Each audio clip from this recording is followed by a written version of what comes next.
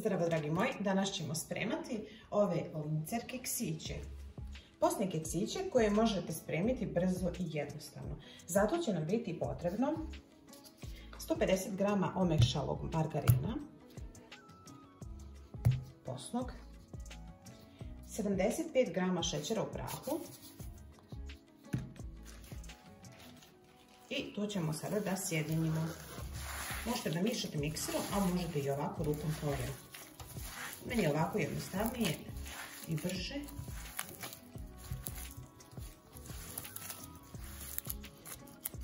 Ovako smiješano dodajemo prstohvat soli i možete dodati koricu limuna, koricu naranđe, aromu neku. Ja ću sada da dodajem vrlo malo arome naranđe. Kada to sjedinimo,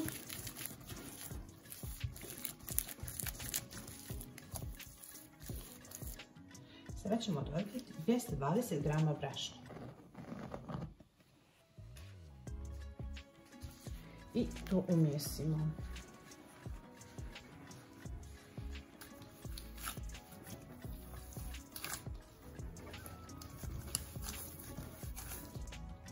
Tijesto mijesite sve dok ne dobijete ovako kompaktnu smjesu. Kada smo dobili ovako finu smjesu, sada to ostavljamo na nekih, pa recimo pola sata do 40 minuta, možete čak i više, da to ostane u frižideru. Ali prije toga podijelit ćemo ovu smjesu na dva jednaka dijela.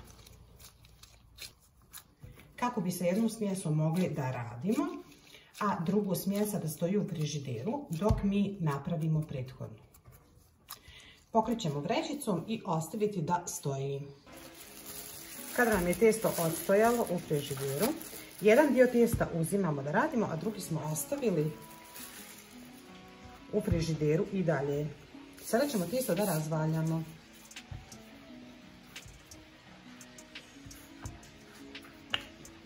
Testo valjate na željenu debljinu. Ja ih neću previše valjati da mi ne budu pretanki. Onako srednju neku. Oblike možemo raditi po želji. Ja imam jednu zvjezdicu i jednu kao neki cvjetić. Sada ću da uzmem od kraja.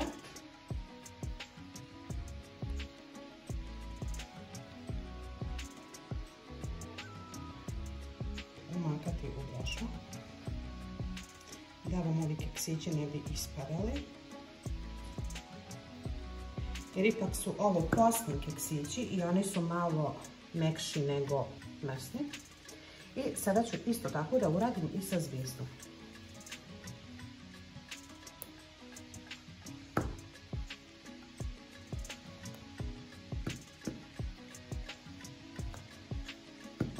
Ako vam se ovako ostane u ovome dijelu, isto možete kao ja.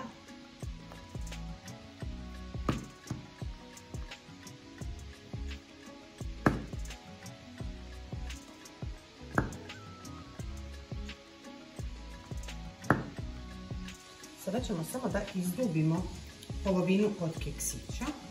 Znači, koliko imate izdubljenih, toliko morate imati i ovih. Ovo tijesto ostavljajte jer ćemo tako isto premjesiti posle za sljedeće keksiće.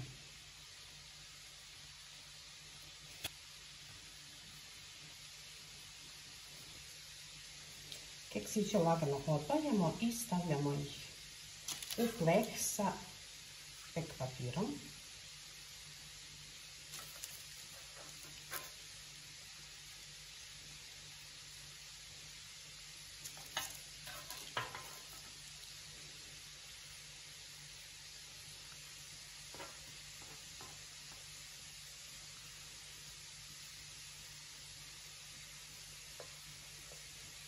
Sada ovo tijesto ponovo kupimo i ponovo radimo sa njim.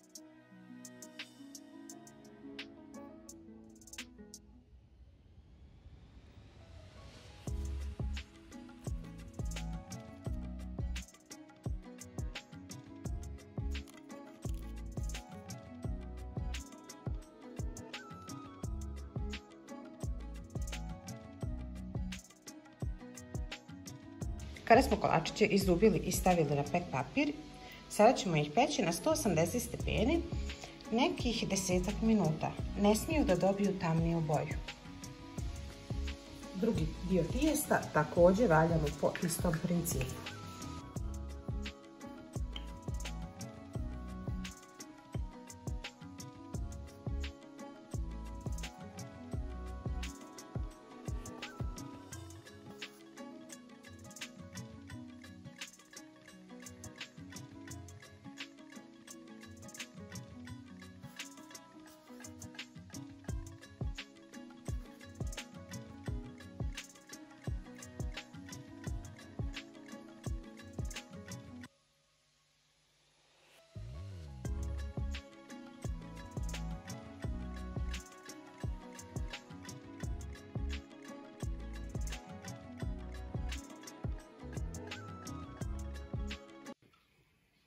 Kada su nam keksići gotovi, oni su se prohladili, druga mi se tepsija upravo peče.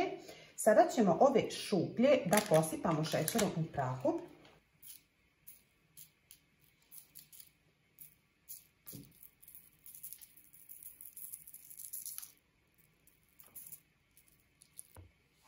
Sada ćemo ove samo da okrenemo kako bi mogli nanijeti džem ili krem po želji, šta vi volite. Ja sam uzela džem od kupina i stavila u dresing vrećicu. Sada ću samo da nanesem pomalo kao jedan kružić na svaki.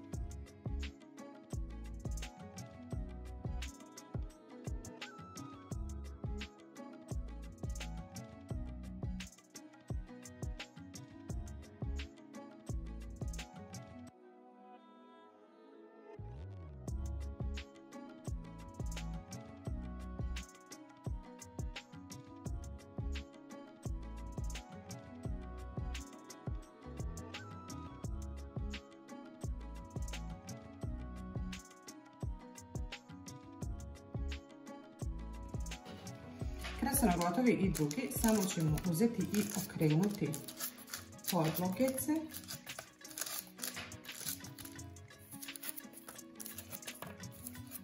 I ove bih punila sa svjetlijim džemom, da nisu sve jednake.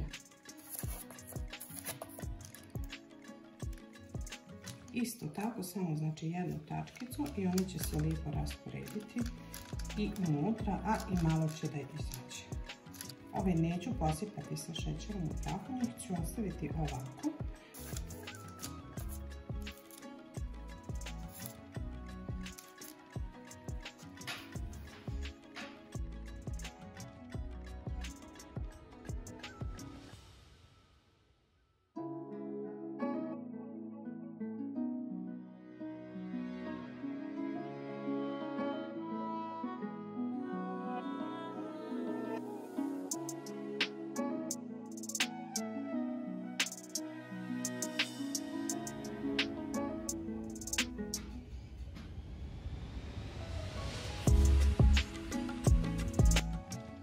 Evo, dragi moji, ovako su ispali moji kolačići. Nadam se da će vam se svidjeti recept. Ako vam se video sviđa, pretplatite se na moj kanal. Mi se vidimo u nekom novom videu.